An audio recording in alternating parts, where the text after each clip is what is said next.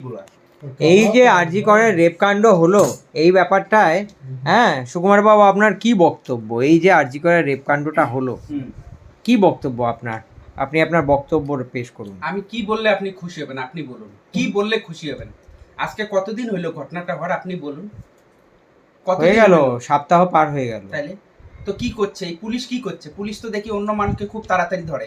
Bike নিয়ে গেলে বাইকের কেন হেলমেট পরো নাই, বাইকের কেন কাগজ আনো নাই, এদের তো খুব তাড়াতাড়ি ধরে। আর যে মেন কাণ্ডটা করে গেল তাকে তো আজ অব্দিও ধরতে পারলো না পুলিশ।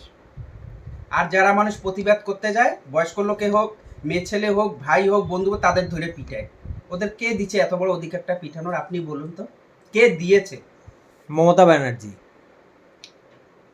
এটা কি ঠিক করেছে কাজটা? যেখানে কাজটা করার কথা বলে সেখানে তো করলো না। কিন্তু আপনি তো মমতা ব্যানার্জির সমর্থক, তাই বলে অন্যায়টাকে তো আমি ইসে করতে পারি না। না, তাহলে আপনি কি বলছেন যে মমতা ব্যানার্জি এবার আমি অন্যায় বেশি করেছে? পড়াশোনা করি নেই, স্কুলে যেটুকু আমি পড়েছি, আমরা জানি কোনো কিছু ভুল করলে মাস্টার মারে। ওখানে কিন্তু কে ভালো ছাত্র কে খারাপ ছাত্র তখন কিন্তু মাস্টার দেখে না, অন্যায়টা তো অন্যায়।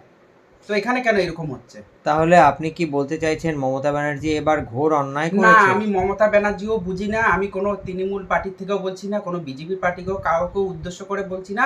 আমি শুধু বলছি, যেই থাকুক না কেন, অপরাধী যেই হোক না কেন, শাস্তি তার জন্য হয়। আর এত প্রমাণ দিচ্ছে, এতক্ষণে নিশ্চয়ই ওনাদের জানা বাকি নেই যে কে অপরাধী। তাহলে এই যে এই পুরো ঘটনাটার মধ্যে বারবার এই সন্দীপ ঘোষের নাম উঠে আসছে, এই ব্যাপারে আপনার কিছু বলার আছে? আফকোর্স আছে, কেন নেই? কারণ আপনি বলুন, এতগুলো লোক তো আর মিথ্যা বলে পারে না। এতদিন তো সবাই ভয়ে কিছু বলে নেই, এখন যেহেতু এইটা হয়ে গেছে ঘটনাটা, এটার পরে সবারই সাহস বেড়ে গেছে, বা সবাই এখন বলা শুরু করছে। একজন দুইজন ভুল বলতে পারতে, সবাই তো আর ভুল বলতে পারে না। আর এই যে যেমনি বলতেছে যে সঞ্জয় কি একাই খুনটা করেছিল?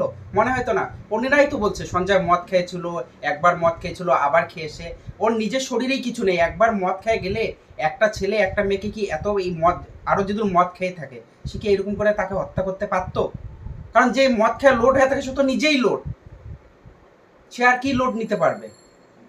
জনগণের কাছে আপনার কি আর্জি? আমার শুধু আর্জি এইটাই, যাতে আর এরকম কোনো ঘটনা না হয়। আর এই ঘটনাকে যদি এরা এইরকম করে ধাপা চাপা দিয়ে যদি আবার এটাকে যদি বন্ধ করে রাখে, এদের সাহস আরও বেড়ে যাবে, এরা আবার করবে। আর প্রত্যেকটা তখন এদের সাহস, মানে এদের এই কাণ্ড দেখে প্রত্যেকে আরও করার সাহস পাবে। তাই আমি বলছি এদের এমন শাস্তি হোক যাতে এগুলো করার কথা কেউ চিন্তা করতেও না পারে। আপনার কি মনে হয় যারা দোষী তাদের সবথেকে উচিত শাস্তি কি হবে? দেখো, শাস্তি কি হবে জানি না, কিন্তু এইটার এমন শাস্তি হোক, শাস্তি এমন হোক যাতে আর এই শাস্তি দেখে দ্বিতীয়বার এই করার কথা যেন আর কেউ মাথায়ও আনতে না পারে। আমার বাস এটুকুই বলা। এই যে আন্দোলন হচ্ছে, আপনি কি এই আন্দোলনে অংশগ্রহণ করছেন? 100 বার। আর রাত্রি মিছিলে আপনি গেছিলেন? না, আমি মিছিলে যাইনি, যেহেতু আমি অনেক দূরে থাকি। আর আমি যাইনি, কিন্তু আমি তোমার হচ্ছে আমি মন থেকে চাই যারা যারা যাচ্ছে, আমি তাদেরকেও মানে খুব খুশি তাদের দেখে, বা তাদেরকে আমি অনেক অনেক ধন্যবাদ জানাই যারা যারা মানে যতজনে এই আন্দোলনে গেছে। বাহ, ধন্যবাদ আপনাকে। বাস এইটুকুই।